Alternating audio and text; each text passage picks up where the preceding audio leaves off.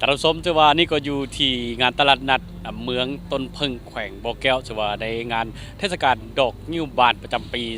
2023จะว่าจัดขึ้นเป็นครั้งที่20ปีนี้ถือว่าจัดขึ้นแบบยิ่งใหญ่จะว่านี่ก็เป็นภาพบรรยากาศอยู่ด้านหลังข้าพเจ้านี่เป็นงานตลาดนัดที่ว่าจัดขึ้นจะว่าเริ่มตั้งแต่วันที่25เป็นต้นมาถือว่ามีหลากหลายสินค้าหลากหลายผลิตภัณฑ์ที่มาวางจำหน่ายอยู่ภายในงานโดยเฉพาะอันนี้ก็เป็นเอกลักษณ์ของชนเผ่าลือที่ว่ามาทั้งแม่ของเพิ่นก็ให้ว่าสวมใส่ถือว่าเป็นความสวยงามเป็นเอกลักษณ์ของเพิ่นถือว่ามาให้รู้จักวัฒนธรรมต่างๆของทางเมืองต้นพึ่งของพวกเขาซึ่งว่าในบรรยากาศจะมีสินค้าหลากหลายประเภทต่างๆที่เขาจะพาท่านผู้ชมไปที่ตามรับชมอยู่ทางงานเทศกาลดอกงิ้วบานของพวกเขาไปรับชมพร้อมกันตลาดนัดวางจำหน่ายสินค้าในงานเทศกาลดอกงิ้วบานครั้งที่20ประจำปี 2023ที่ดอนซาวเขตเศรษฐกิจสามเหลี่ยมค้ำเมืองต้นพึ่งแขวงบ่อแก้วไม่ได้เริ่มเปิดจำหน่ายมาตั้งแต่วันที่25มังกรก่อนจะมีพิธีเปิดอย่างเป็นทางการและจะดำเนินจนไปถึงมือปิดงานก็คือวันที่29มังกร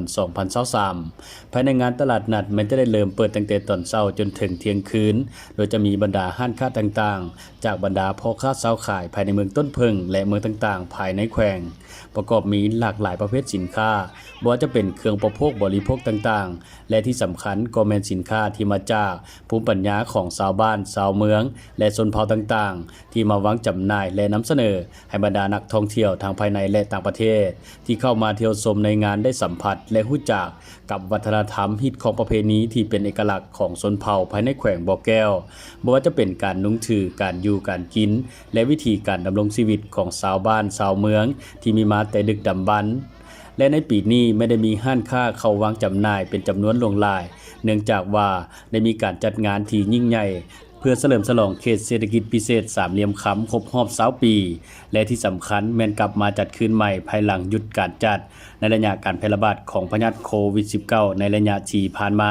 ฉะนั้นในปีนี้จึงจะมีมวลชนนักท่องเที่ยวจากสถานที่ต่างๆทั้งภายในและต่างประเทศเข้ามาร่วมงานเป็นจำนวนหลวงหลาย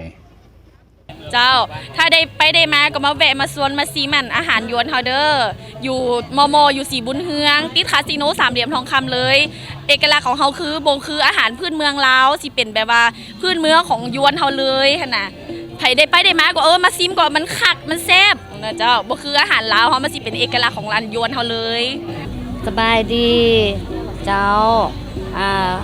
ป้าอนางโบพัดเนาะหัตถกรรมผ้าฝ้ายไตลือมาจากน้ำเกิงบ้านใหญ่น้ำเกิงเก่าเมืองต้นพึ่งแขวงบ่อแก้วเจ้ามาวางเครื่องสินค้าหัตถกรรมนี่มันดอกงิ้วบานมาทุกปีเจ้าบ่ได้ขาดเนาะเครื่องผ้าฝ้ายลือนี่มันมาปลูกฝ้ายแล้วก็เฮ็ดดังเดิมแต่ปู่ย่าตายายมาเจ้าผ้าฝ้ายนี่มันเฮาปลูกเอาเองย้อมเองตำเองชาวบ้านเนาะเอกลักษณ์ของชนเผ่าลือขึ้นนี่เนี่ยมันมาแต่ดังเดิมเนาะ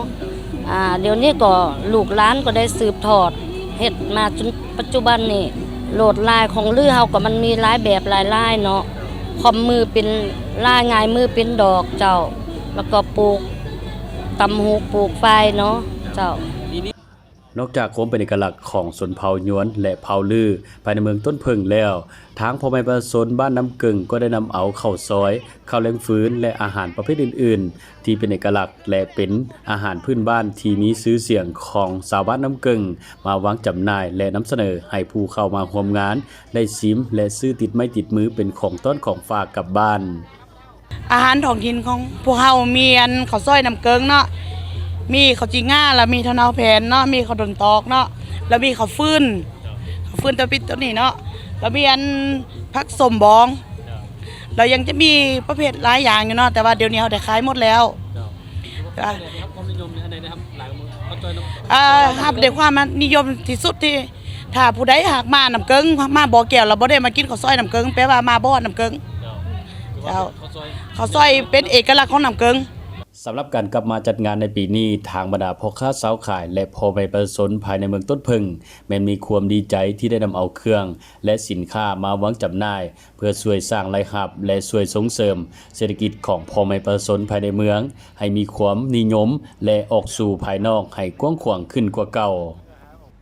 จ้าท่านผู้ชมต้องขอขอบใจสมสนิทสีคำที่ว่าได้ลงพื้นที่รายงานเอาภาพบรรยากาศในงานเทศกาลดอกนิ้วบานมาให้พวกเขาได้ติดตามน้ำกันก็เห็นได้ว่าในภาพบรรยากาศดังกล่าวนั้นก็มีหลากหลายสินค้าที่ว่าได้นำมาแสดงโดยเฉพาะก็แม่นสินค้าที่มาจากภูมิปัญญาของชาวบ้านชาวเมืองและก็ชนเผ่าต่างๆเพื่อเอามานำเสนอให้กับนักท่องเที่ยวทางภายในและต่างประเทศนั้นได้ไปเที่ยวชมนั่นเอง